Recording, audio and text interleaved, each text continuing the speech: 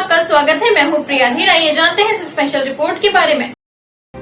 भारतीय सेना ने पिछले साल अग्निपथ स्कीम लागू की, जिसके जरिए 4 सालों के लिए अग्निवीरों को भर्ती किया जा रहा है। सेना के इस फैसले का देश भर के कई हिस्सों में विरोध देखने को मिला था। खास तौर पर बिहार, यूपी, आंध्र प्रदेश समेत कई राज्यों के छात्रों ने सड़कों पर उतरकर इसका विरोध जताया था। जिसके बाद अब सूत्रों की माने तो सेना में भर्ती प्रक्रिया को लेकर नया प्रस्ताव आ सकता है।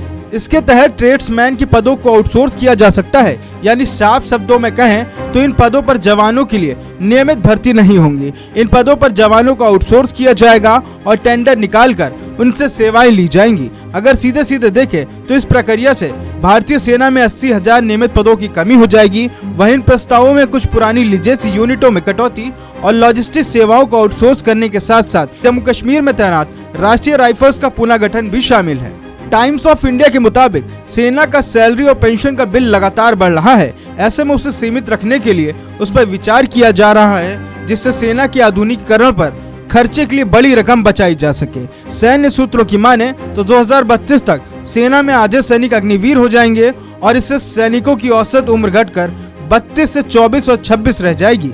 और तो और इससे 2 फायदे भी होंगे। एक तो जहां सैनिकों की औसत उम्र कम हो जाएगी, जबकि दूसरा तकनीक की अच्छी समझ रखने वाले युवा सेना को मिल पाएंगे। तो कुल मिलाकर सेना की तरफ से सपोर्ट स्टाफ की कटौती करने का सीधा मकसद है सेना को और मजबूत करना। अग्निपथ स्कीम के बाद अब सपोर्ट स्टाफ की कटौती करने का सीधा मकसद भविष्य की जंग से जुड़ा है।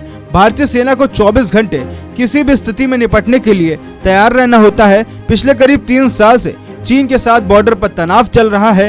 पड़ोसी पाकिस्तान से भी अलर्ट रहने की जरूरत है। ऐसे में हाईटेक हथियारों की खरीद के साथ आधुनिकीकरण पर जोर दिया जा रहा है। 12 लाख जवानों वाली ताकतवर सेना अब टूल टेल रेशियो सुधारने के लिए कई प्रस्तावों पर काम कर रही है। सेना में T3R रेशियो जंग लड़ने वाली यूनिटों जैसे सैनिक, बख्तरबंद विंग और सपोर्ट सेवाओं जैसे लॉजिस्टिक सिंगल्स का अनुपात होता है। सेना अपने सपोर्ट मैन पावर में कटौती की दिशा में बढ़ रहा है। ये फैसला ऐसे समय में लिया गया है जब पिछले साल अग्निपथ योजना शुरू होने से पहले 2 साल तक भर्ती प्रक्रियाएं बंद थी, जिसके चलते भारतीय सेना में 1,20,000 से ज्यादा सैनिक कम हो गए थे। इसके अलावा बीते साल सेना में अग्निपथ स्कीम के तहत 40,000 अग्निवीरों को भर्ती किया जा चुका है। तो कुल मिलाकर बजट में धीरे धीरे कटौती की जा रही है, जिसके चलते सेना के आधुनिकीकरण पर पैसे खर्च किए जा सके और उस पर जोर दिया जा सके। इस स्पेशल रिपोर्ट में फिलहाल इतना ही। ऐसी और खबरों के लिए जुड़े रहें न्यूज इंडिया से।